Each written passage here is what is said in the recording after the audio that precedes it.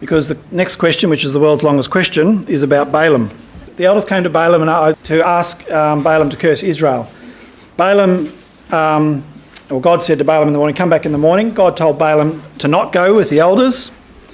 Then more favourable princes came. They were sent to ask Balaam to go and curse Israel. Number 5.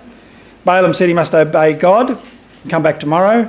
God told Balaam, yes, if they go and ask you and speak the words that I tell you to. Balaam packed up and went with the princes before they had asked him. So the question is this the reason God was angry? Because he packed up and went with them without waiting to be asked by the men? Question. Or, if not, was God angry because God told him to go if they asked him again? Some have said that God knew that Balaam was going to curse Israel instead of blessing them, but it doesn't say that in the Bible. Well, let me have a go at answering at least some of these questions. Of course, it's actually a difficult question to answer, but in Numbers chapter 22, we have this incredible story of Balaam. It's one of the strange stories in the Torah, in the book of Moses. It's a book that takes 7 words to announce that the universe was created and 2 chapters to tell us how the whole world was created, and yet it spends 4 chapters on the story of Balaam. It's a book which is there to teach us lessons, and this is one of the extraordinary lessons. And why would we read the story of Balaam? Well, after these chapters, after Numbers 22 to 25, Moses, Nehemiah, Joshua, Micah, Peter, Jude, and the Lord Jesus Christ himself all refer to Balaam by name. So it's an incredibly important story.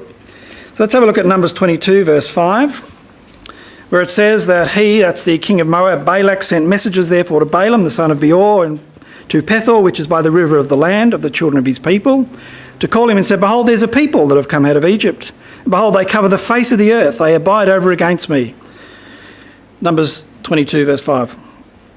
Verse 6, come now therefore, I pray thee, curse me this people, for they are too mighty for me. Peradventure I shall prevail, that we might smite them, and that I might drive them out of the land. For I wot that he whom thou blessest is blessed, and he whom thou cursest is cursed.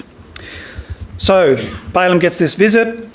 Balaam approaches God and says, God, should I go with these people? And God says, do not go with these people.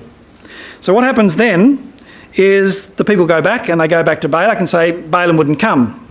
So what Balak does, he doesn't give up. He sends, even more important, princes of the land with gold and silver, and go back and beg a second time. And Balaam says, well, this is extraordinarily interesting. And so in verse 19, if you go over the page, we read what God says to Balaam the second time. God's already told Balaam not to go. So Balaam says, we read in verse 19, now therefore I pray you, tarry ye also here this night, that if I may go, what the Lord will say unto me the more. And God comes unto Balaam at night, this is the second time, and he says unto him, if the men come and call thee, rise up and go with them. But yet the word which I shall say unto thee, that thou shalt do. So he gives a very specific answer. He says, well, if they come and ask you again in the morning, then you can go with them. Well, what does Balaam do?